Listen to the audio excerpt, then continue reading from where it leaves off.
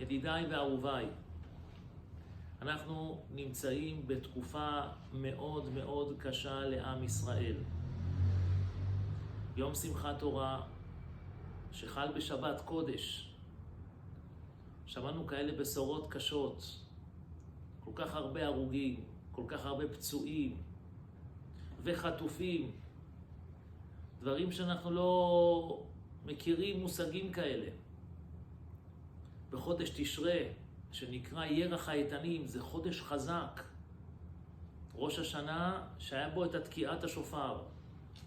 יום הכיפורים שצמנו והתוודינו ועשינו כל כך הרבה קבלות עם הוידוי, כי ביום הזה יכפר עליכם לטהר אתכם מכל חטאותיכם. ואחרי זה חג הסוכות וארבעת המינים. הושענא רבה זה הפתק שניתן לפני הקדוש ברוך הוא עם כל המצוות ועם כל המנהגים שלנו. בליל שמחת תורה הקפנו את הבימה עם הספר תורה 7 הקפות. מי חלם שנקום בבוקר וכבר בבוקר שבת קודש ושמחת תורה, תושבי המרכז רק שמעו את האזעקה ואת היירוטים, אבל השם ישמור תושבי הדרום. איזו גזרה, איזו גזרה. כל השבת דיברו ודיברו מה, וכל ככה הרוגים וככה פצועים. הכל היה בצורה של חוסר ברירות.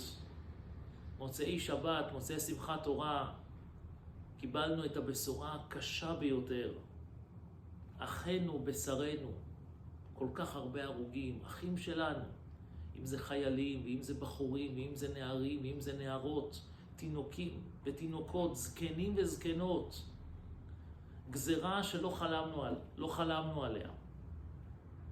מה הקדוש ברוך הוא רוצה מאיתנו? חברים יקרים, עברנו את הקורונה. הקורונה חילתה בעם היהודי ובכל העולם כולו אלפים ומיליוני אנשים שנפטרו בנגיף הארור הזה שנקרא קורונה. הקדוש ברוך הוא נתן לנו מכה כזאת שקצת נתבונן איפה אנחנו נמצאים. איפה אנחנו נמצאים. אני מאמין שאם היינו שומעים במוצאי שמחת תורה שמתו מהנגיף החדש 1,200 איש, היינו קצת עמומים, אבל היינו אומרים, טוב, זה נגיף, כבר התרגלנו למצב הזה שנגיף יכול לחסל אנשים.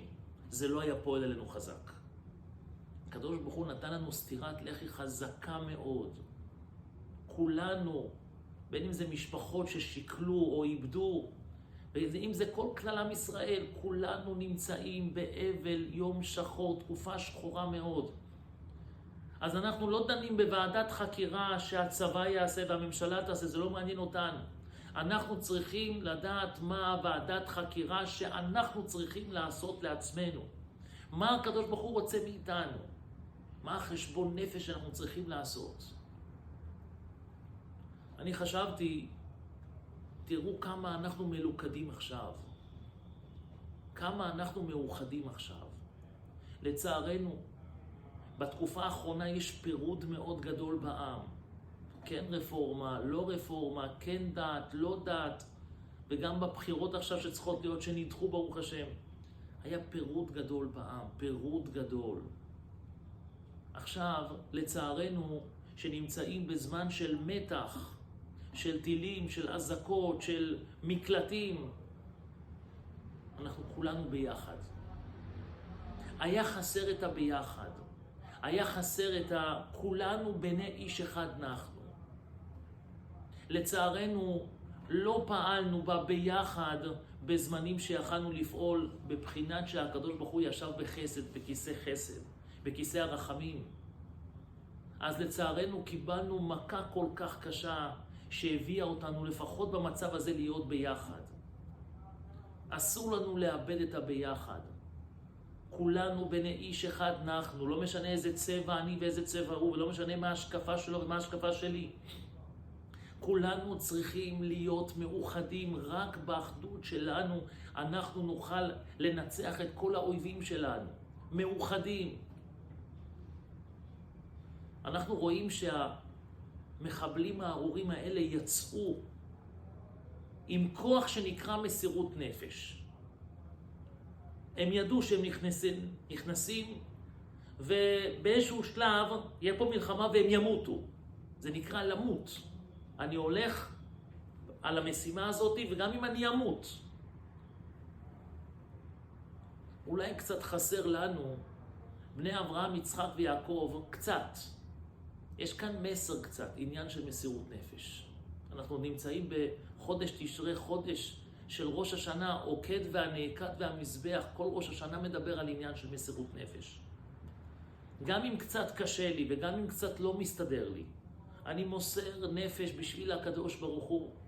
לא תמיד קל לשמור שבת, לא תמיד קל ללכת בצניעות, לא תמיד קל להניח תפילין בבוקר, לא תמיד קל להתפלל במניין, וכן על זה הדרך.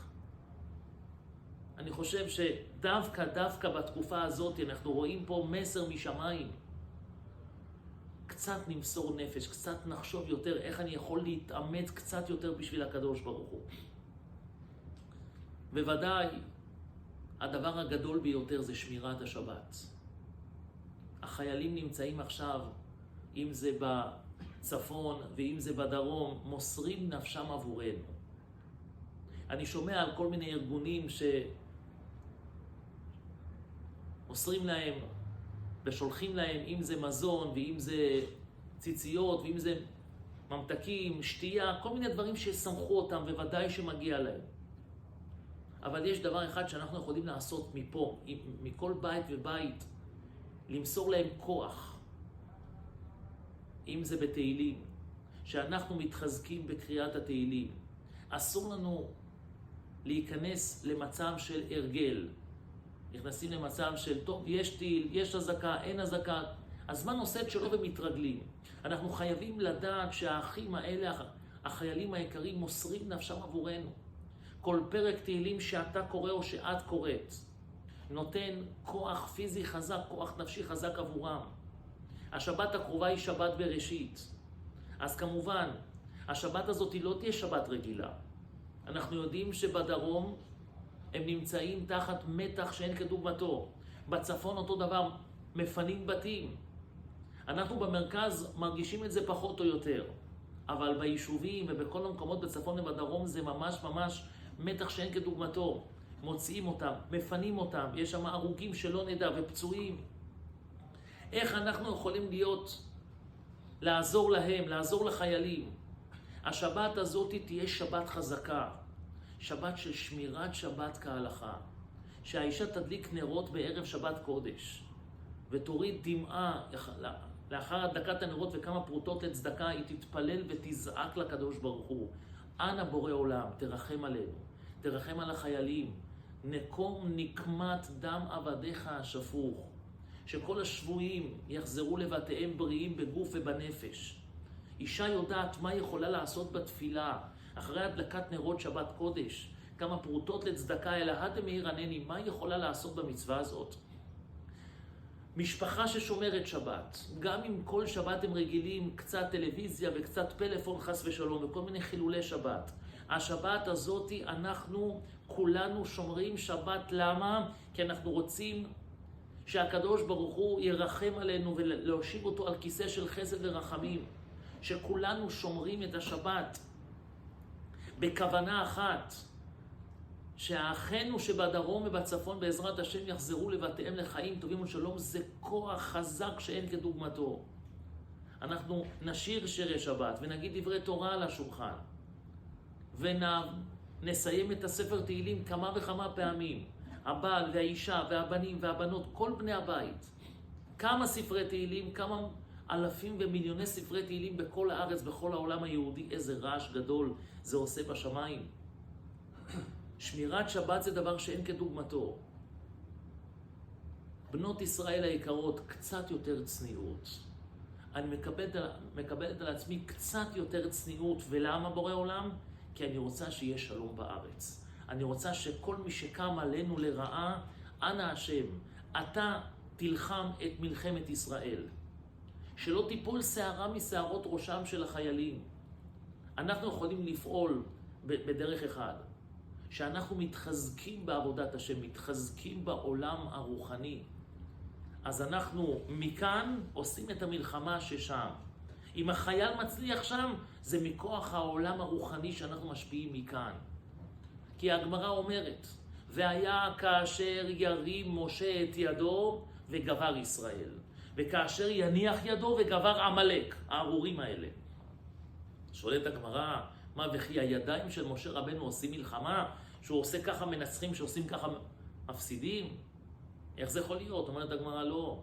מתי שעיניהם של בני ישראל נשואות למעלה, זה ידיו של משה. שכולנו מסתכלים רק על אחד ושמו אחד, זה בורא עולם. וכולנו מלוכדים איתו בורא עולם, אחד ושמו אחד. אז הניצחון הוא בטוח. אבל אם אנחנו סביב פיקוד העורף, שכמובן צריך לשמוע על ההוראות, אבל ביטחון וזה השם והרמטכ"ל, ובקיצור, מחפשים רק בשר ודם, ואנחנו לא חושבים על העבודה הרוחנית שלנו, המצב הרוחני שלנו, חס ושלום, וכאשר יניח ידו, חס ושלום וגבר עמלק. העבודה שלנו עכשיו בתקופה הזאת זה להתאחד, להתחבר עם הקדוש ברוך הוא, לזעוק לבורא עולם. אנחנו איתך, וכל אחד ואחת יעשה משהו, בפרט השבת הזאת, בשביל הקדוש ברוך הוא, ואין ספק שהקדוש ברוך הוא יחיש את גאולתנו. ישלח רפואה שלמה בקרוב ממש לכל חולי עמו ישראל. יחזיר את כל החטופים והחטופות לבתיהם בבריאות הגוף והנפש. והקדוש ברוך הוא ילחם את המלחמה הזאת. ישמיד את כל הקמים עלינו לרעה. נזכה בעזרת השם לבשורות טובות, חיים טובים, אמן ואמן.